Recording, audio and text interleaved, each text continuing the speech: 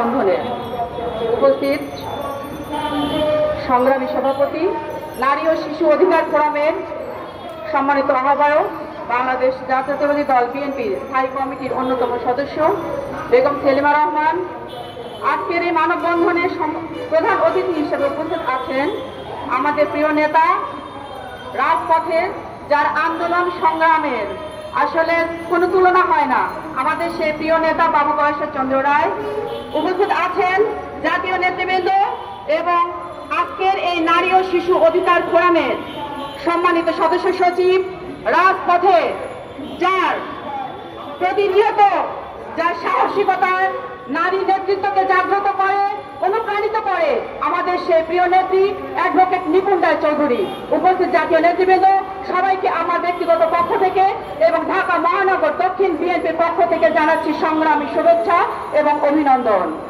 সংগ্রামী ভাইয়ের ও বোনেরা আমার, আমরা 1998 কথা কিন্তু ভুলে যায় নাই। জাহাঙ্গীরনগর বিশ্ববিদ্যালয়ে সেই মালিক 100 ধর্ষণের সেঞ্চুরি করার উপহাস পেয়েছিল, শেখ হাসিনা তাকে বিদেশে পাঠিয়েছিল। আবারও তাদের উত্তরসূরি মোশাররফ, জাহাঙ্গীরনগর বিশ্ববিদ্যালয়ের আন্তর্জাতিক বিষয়ক সম্পাদক, সেই মোশাররফ কিন্তু আবারও তাদেরই পুনরাবৃত্তি। একজন নারীকে কিভাবে তার স্বামীকে আটকে রেখে ধর্ষণ করে। ভাই ও বোনেরা, আজকে জাহাঙ্গীরনগরে যে ধর্ষণের সেঞ্চুরি হচ্ছে, এটা শুধু জাহাঙ্গীরনগর বিশ্ববিদ্যালয় নয়, সমস্ত বিশ্ববিদ্যালয়গুলো সারা বাংলাদেশের আনাচে কানাচে এই ধর্ষণ লীগের ছত্র ছায়া বিস্তীর্ণ বিস্তার করেছে। আজকে এই ছাত্রলীগের নাম ছাত্রলীগ নয়, আজকে থেকে আমরা এর নাম দিলাম ধর্ষণ লীগ। আজকে থেকে ছাত্রলীগের নাম হবে ধর্ষণ লীগ।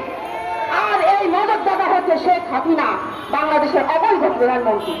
এই অবৈধ প্রধানমন্ত্রীর মদদে রন্ধে রন্ধে দুর্নীতিতে ছেয়ে গেছে সারা বাংলাদেশ।